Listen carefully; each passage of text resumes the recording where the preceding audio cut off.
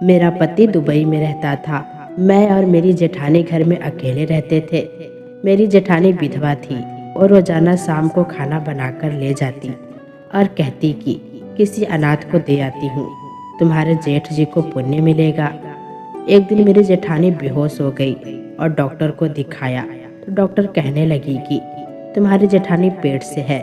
मैंने जेठानी को कुछ नहीं बताया और अगले दिन जेठानी का पीछा किया तो जेठानी एक पुराने घर में गई।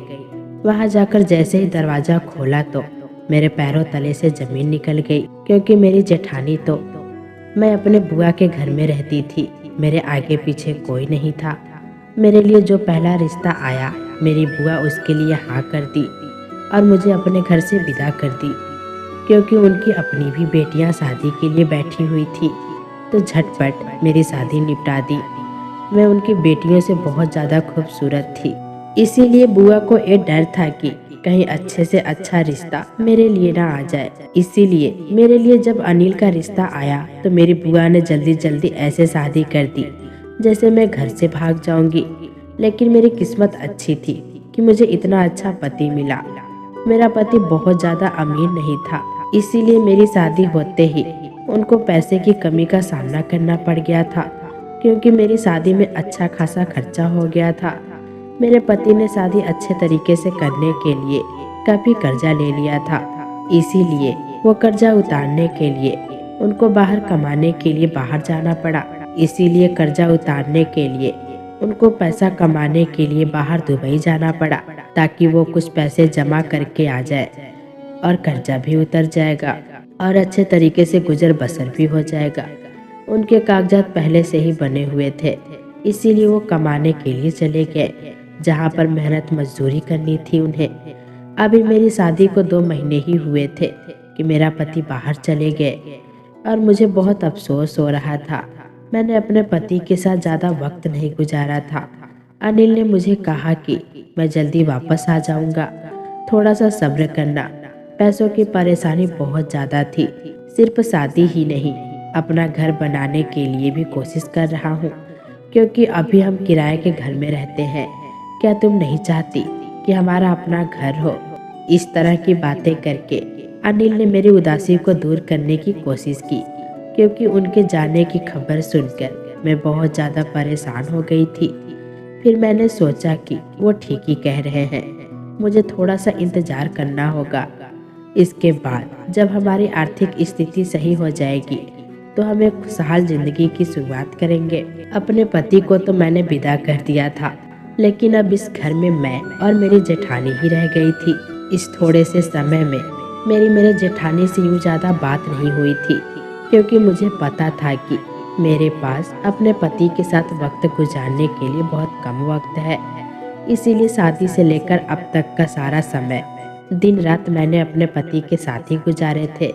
अपनी जेठानी के साथ बैठने और बात करने का तो मुझे वक्त ही नहीं मिलता था, और ना ही फिलहाल कोई ज़रूरत थी। मैं तो बस उनको खाना बनाकर देती थी और वो चुपचाप खा लेती थी। मेरी जेठानी सारा दिन और सारी रात क्या करती रहती थी, मुझे उससे कोई मतलब नहीं था। लेकिन अब मेरे पति चले गए थे तो घर में मैं और मेरी जेठानी ही थे, इसीलिए हम दोनों की थोड़ी बहुत बातचीत हो जाया करती थी। लेकिन मेरी जेठानी कुछ अजीब सी थी। वो आम जेठानी की तरह नहीं थी।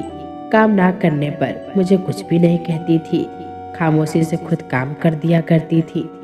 मुझे अगर जागने में देर हो जाती तो वो नाश्ता बना दिया करती थी, मेरे गंदे कपड़े भी धोने लग जाती थी। इन तमाम बातों से मुझे खुशी नहीं मिली थी, बल्कि गुस्सा आने लगा था। एक दिन मैंने उनसे कह दिया कि आप मोहल्ले वालों को क्या बताना चाहती हैं कि आपकी बहू को काम नहीं आता, लेट से सोकर जागती है, अपने कपड़े नहीं धो सकती। मेरा इतना कहना था कि उसके बाद मेरी जेठानी ने किसी काम को हाथ नहीं लगाया। अब अगर 10 दिन भी मेरे कपड़े गंदे रहते तो वो धोती ही नहीं थी। अगर मैं देर से जागती थी तो चाय नाश्ता नहीं बनाती थी, सिर्फ वो अपने लिए बनाती थी। मुझे इस बात पर भी हैरानी हुई थी कि उन्होंने मुझसे कोई लड़ाई झगड़ा नहीं किया था, बल्कि खामोशी से सारे काम छोड़ दिए। फिर कुछ दिन के बाद एक अजीब सी बात होने लगी।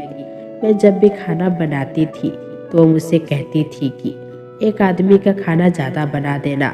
मैंने पूछा कि घर में तो सिर्फ हम दोनों ही हैं, तो फिर एक आदमी का खाना क्यों? तो उन्होंने जवाब दिया कि तुम्हारे जेठ जी जीवित नहीं है, इसीलिए मैं उनका खाना किसी गरीब को दूंगी ताकि उनको पुण्य मिले। अपनी जेठानी की ये बात सुनकर मुझे हैरत हुई, क्योंकि आज से पहले उन्होंने कभी इस बात का जिक्र भी नहीं किया था। जब तक मेरे पति यहाँ पर थे, उन्होंने कभी भी मेरे जेठ जी का खाना किसी गरीब को नहीं दिया था। हैरत की बात तो ये थी कि वो दिन का खाना नहीं देती थी, सिर्फ रात का खाना देती थी। मेरे मन में कई तरह के सवाल उभरने लगे थे, लेकिन मैंने पूछना सही नहीं समझा था। जबकि मैंने सोचा कि हो सकता है कि वो पहले भी खाना देती रही हो। मैं तो अपने पति में व्यस्त थी, मैंने कभी देखा ही नहीं कि उन्होंने रात का खाना भी दिया है किसी को। लेकिन मुझे उनकी ये बात बहुत अच्छी लगी थी। उनके पति के गुजरे 4 साल हो गए थे और वो उनके पुण्य के लिए किसी गरीब को खाना दे रही है, तो ये अच्छी बात थी। बहुत कम औरतें ऐसी होती हैं जो अपने पति की मुक्ति के लिए ऐसा करती हैं। मैंने अपनी जिंदगी में ऐसी औरत पहली बार देखी थी और अपनी जेठानी को देखकर तो मुझे बहुत खुशी भी हुई थी। वो एक चुप सी औरत थी जिसे किसी भी चीज में कोई दिलचस्पी नहीं थी। मुझे उनमें कभी कोई खास अच्छाई नजर नहीं आई थी, लेकिन ये बात मुझे बहुत अच्छी लगी थी और मेरे दिल में उनके लिए इज्जत बढ़ गई थी। ऐसा इसलिए भी हुआ था कि मेरी नई नई शादी हुई थी और मुझे अपने पति से बहुत मोहब्बत थी और मैं उनको याद करती थी, तो मैं अपने जेठानी का दर्द महसूस कर रही थी। मैं सोचती थी कि मैं अपने पति से इतनी मोहब्बत करती हूँ कि वो थोड़े समय के लिए बाहर गए हैं तो मेरा ये हाल है। हालांकि मुझे उम्मीद है कि वो वापिस आ जाएंगे, लेकिन मेरे जेठ जी तो दुनिया से ही चले गए थे और मेरी जेठानी तो उम्मीद भी नहीं लगा सकती थी कि उनके पति कभी वापिस आएंगे। ऐसी बात सोच कर ही मेरा दिल धक धक करने लगता था और फिर मुझे मेरी जेठानी से हमदर्दी होती चली गई। अब हर वो औरत जिसे अपने पति से बहुत मोहब्बत हो, मुझे वो औरत बहुत अच्छी लगती थी। और जो औरतें बिना वजह अपने पति की बुराइयां करती थी, मेरा उनके पास बैठने को भी दिल नहीं करता था। मेरी जेठानी रोज खाना लेकर घर से बाहर चली जाती थी और काफी देर तक बाहर ही रहती थी। यहाँ तक कि मुझे नींद आने लग जाती थी, लेकिन मुझे जागना होता था क्योंकि मुझे दरवाजा खोलना होता था। एक दिन परेशान होकर मैंने अपनी जेठानी से कहा कि आप खाना देने जाती हैं तो इतना वक्त क्यों लगाती हैं?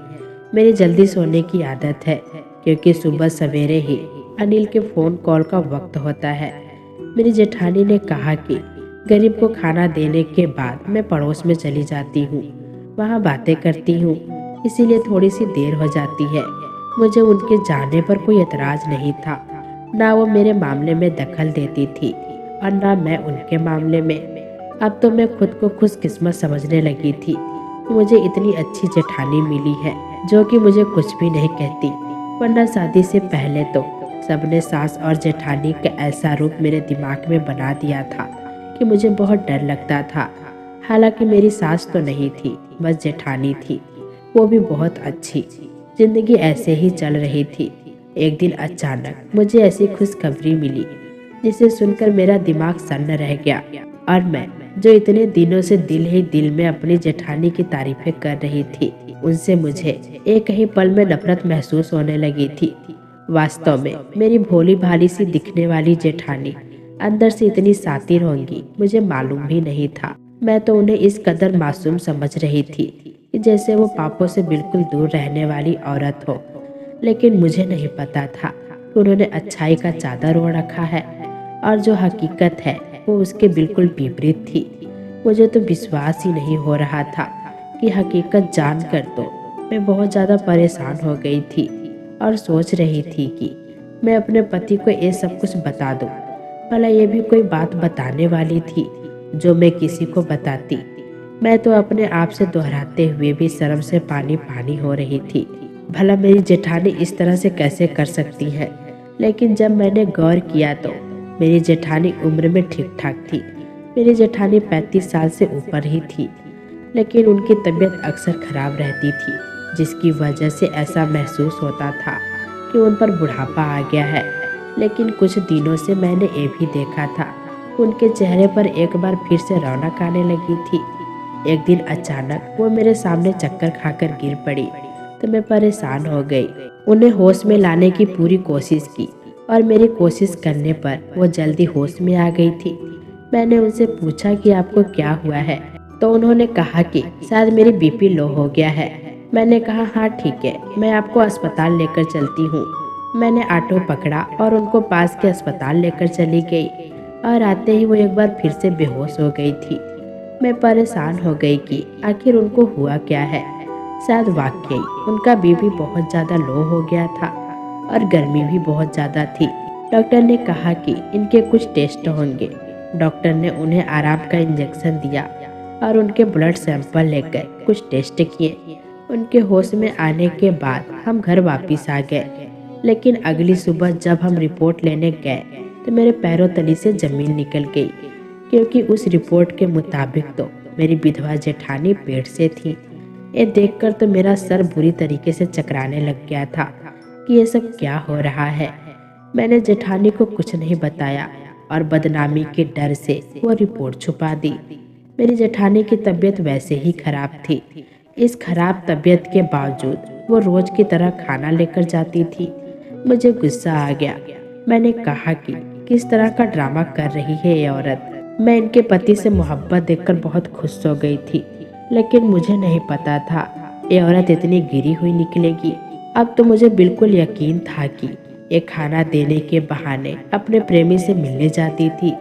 यकीनन खाना भी उसी को देती होगी, बल्कि उसके साथ मिलकर खाती होगी, क्योंकि वो बहुत सारा खाना निकाल कर जाती थी, जो कि 2 लोगों के लिए काफ़ी होता था। पहले मैंने इन चीज़ों पर ध्यान नहीं दिया था, लेकिन अब मैं सोचने पर मजबूर हो गई थी, क्योंकि बात ही कुछ ऐसी थी। मैंने फैसला किया कि इस बात का पता लगा कर रहूँगी कि आखिर मामला क्या है और मेरी जेठानी रोजाना रात को कहाँ जाती है। मैंने सोचा कि मैं सारे पक्के सबूत इकट्ठे करूँगी, इसके बाद ही अपने पति को सारी बात बताऊँगी। मेरे पति को भी पता चले कि उसकी विधवा भाभी ने कितनी घिनौनी हरकत की है। इंसान जवानी में ऐसी गलती करता है तो ये बात तो समझ आती है, लेकिन उम्र के इस पड़ाव में होते हुए मेरी जेठानी को थोड़ा भी एहसास नहीं हुआ कि वह पल पल मौत के करीब हो रही है।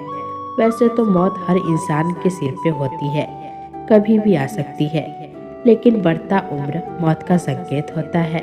उम्र के इस हिस्से में आकर वो इस तरह का काम कर बैठी है। मैंने जेठानी का पीछा करने की ठान ली थी।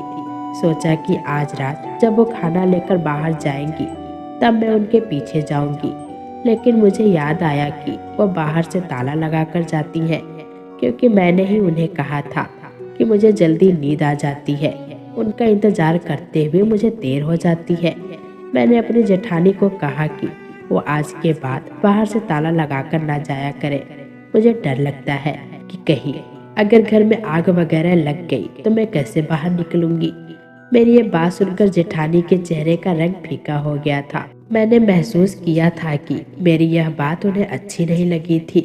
अब तो मुझे यकीन हो गया था कि दाल में कुछ काला है। जैसे मेरी जेठानी खाना लेकर बाहर गई तो मैंने अपनी पुरानी दुपट्टा उठाई, जो कि शादी से पहले मैं इस्तेमाल करती थी। मैं शादी के बाद भी इस दुपट्टे को यादगार के तौर पर अपने साथ लाई थी। इस दुपट्टा का इस्तेमाल मैंने इसलिए किया था ताकि मेरी जेठानी मुझे पहचान ना सके। रात के 10 बज रहे थे और गली में सन्नाटा हो गई थी, क्योंकि मोहल्ले वाले जल्दी सोने के आदी थे। मैं इस तरह से जेठानी का पीछा कर रही थी कि उनको थोड़ा भी कोई शक नहीं हुआ कि उनके पीछे कोई आ रहा है। वो शायद अपनी धुन में चलती जा रही थी। खाना हाथों में थामे हुए चलते चलते वो बहुत दूर आ गई थी। मुझे हैरानी हुई कि एक बीमार औरत इतनी दूर कैसे आ सकती है। फिर वो एक पुराने घर में घुस गई, जो बहुत ही टूटा फूटा सा था। मुझे डर था कि अंदर घुसते ही कहीं दरवाज़ा बंद ना कर दे, लेकिन जब मैंने पीछा किया तो देखा कि दरवाज़ा है ही नहीं। मैं दबे पांव उस घर के अंदर घुसी तो मैंने वहाँ देखा कि वहाँ पर मेरी ही जेठानी का हम उम्र एक शख्स मौजूद था और मेरी जेठानी उससे बहुत खुशहाल माहौल में बातें कर रही थी। न सिर्फ बातें कर रही थी बल्कि अपने हाथों से निवाले बनाकर उस शख्स को खिला रही थी। ये दृश्य देखकर तो मेरा ऊपर का सांस ऊपर और नीचे का सांस नीचे रह गया था कि ये सब क्या हो रहा है। यानी कि मेरी जेठानी रोजाना मुझसे झूठ बोलकर जाती थी कि वो गरीब बेसहारा को खाना देने जाती है, जबकि वो यहाँ पर किसी अनजान आदमी के घर के अंदर आकर न सिर्फ अपने हाथों से खाना खिलाती है बल्कि उससे खुश होकर बातें भी कर रही थी और काफी वक्त लगाती है। यहाँ तक कि मैं सो जाती हूँ और जब मैं पूछती हूँ तो कहती है कि मोहल्ले की औरतों के साथ बैठी थी और मैं कितनी बेवकूफ थी कि मैंने उन सब बातों पर ध्यान देना तो दूर की बात है, कभी जेठानी पर जरा से शक भी नहीं किया था। और मैं उनको एक अच्छी औरत समझती थी जो अपने पति के वफादार है और उनके पुण्य के लिए खुद गली से बाहर आकर गरीबों को खाना देती है। लेकिन अब बात सिर्फ खाना खिलाने की हद तक नहीं थी, न ही किसी अनजान शख्स से बातें करने की हद तक थी, बल्कि बात तो इससे भी बहुत आगे निकल चुकी थी। मेरी जेठानी तो पेट से हो चुकी थी। अब तो मुझे यकीन हो गया था कि यही वो शख्स है जिसके साथ मेरी जेठानी का कोई चक्कर है। इसी वजह से वो खाना देने के बहाने यहाँ आती है। अब ये आदमी कौन है मैं नहीं जानती थी। पहले तो मेरा दिल किया कि मैं वहाँ जाकर उन दोनों के मुंह पर भला बुरा कहूँ। फिर मुझे ख्याल आया कि कहीं वो दोनों मुझ पर नुकसान ना पहुँचा दे, और मैं पीछे अपना घर भी खुला छोड़ आई थी क्योंकि वहाँ पर मेरे जेवरात भी पड़े थे और कुछ कीमती सामान भी। मैं सोच सोच कर पागल हो रही थी। मैंने फैसला कर लिया था कि मेरी जेठानी घर आएंगी तो मैं उनके सामने वो सब कुछ बोल दूंगी जो मेरे दिल में है। वहाँ पर तो मैंने उस अनजान शख्स के डर से कुछ नहीं कहा था, लेकिन घर में तो मैं बोल सकती थी। जैसे ही मेरी जेठानी वापस आई तो मुझे जागता देखकर थोड़ी चौंक सी गई और पूछा कि तुम अभी तक सोई नहीं। मैं भी गुस्से में आ गई और कहा कि जिस घर की औरत इतनी बद किरदार हो सकती है उसको भला कैसे नींद आएगी। मेरी बात सुनकर तो मेरी जेठानी हैरान होकर मुझे देखने लगी। मैंने कहा कि मुझे इस तरीके से ना देखे, मुझे सारी सच्चाई का पता चल गया है कि आप खाना देने के बहाने कहाँ जाती है और किससे मिलती है और आपकी कोख में किसका पाप पल रहा है। मेरी जेठानी ने मुझसे कहा कि ये तुम क्या बोल रही हो, तो मैंने उनकी मेडिकल रिपोर्ट उनके मुंह पर मारते हुए कहा, ये सब मैं बिना वजह नहीं कह रही हूँ। ये आपकी मेडिकल रिपोर्ट है जिसमें बताया गया है कि आप पेट से हैं, और अब मैं वो देख कर आई हूँ कि आप किसका पाप लिए फिर रही हैं। मेरी जेठानी ने वो रिपोर्ट उठाई और उन्हें पढ़ने लगी और मुझसे कहा कि ऐसा कुछ भी नहीं है, रिपोर्ट में गलत लिखा हुआ है। मैंने कहा कि अगर रिपोर्ट गलत है ये मैं यकीन कर लेती हूँ, लेकिन वो शख्स कौन है जिससे सारी सारी रात आप बैठकर बातें करती रहती हैं। अपने पति के लिए पुण्य के काम का नाम लेकर किसी और शख्स के पास रहते हुए आपको शर्म नहीं आती। कौन है वो शख्स जिसके साथ आप हंसकर बातें कर रही थी। आपको अंदाजा भी है कि आपने मेरे पति की इज्जत को मिट्टी में मिलाकर रख दिया है। क्या मुंह दिखाएंगे मेरे पति सारे दुनिया को कि उसकी विधवा भाभी पेट से हो गई है।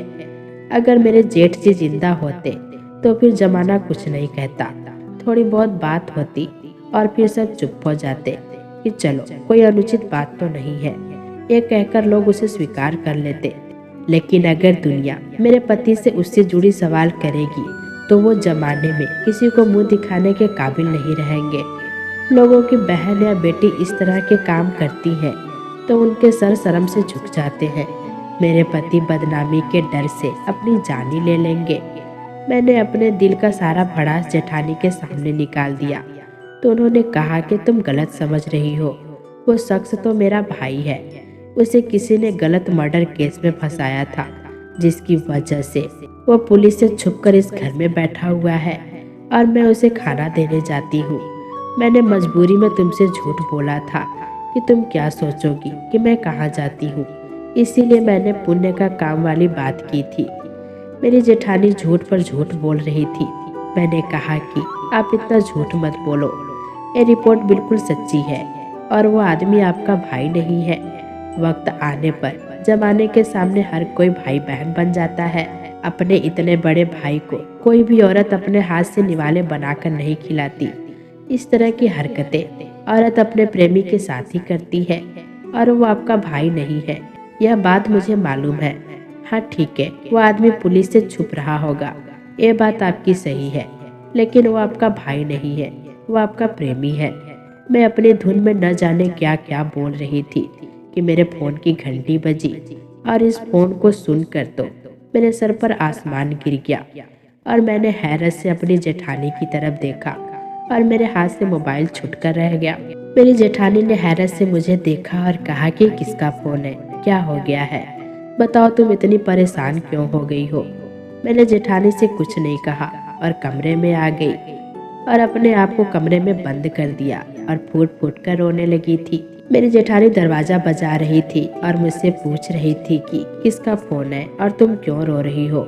यकीनन वो परेशान थी, लेकिन मैं अपने जेठानी को क्या बताती कि फोन उस लैब से आया था जहाँ पर मैंने अपने जेठानी के टेस्ट करवाए थे, और लैब वाला शख्स मुझसे कह रहा था कि नाम सेम होने की वजह से टेस्ट में गलती हो गई है। आपकी जेठानी की रिपोर्ट किसी और के पास चली गई है, और किसी और की रिपोर्ट आपकी जेठानी के पास आ गई है। जो रिपोर्ट आपके पास आई है वो एक नए शादीशुदा जोड़े की है, जो आपके जेठानी के नाम की है, और वो भी पेट से है। और आपकी जेठानी की रिपोर्ट मेरे पास है, और इस रिपोर्ट के मुताबिक आपके जेठानी को कैंसर है। अब मैं अपने जेठानी को क्या बताती कि मैं जो इतनी देर से उनके किरदार पर उंगली उठा रही थी, उनके पास तो जिंदगी के कुछ वक्त ही बची थी। मैं किस मुंह से अपने जेठानी से माफी मांगती। आखिर मैंने दरवाजा खोल दिया और अपनी जेठानी के गले लगकर फूट फूट कर रोने लगी, और उनको सारी हकीकत बता दी।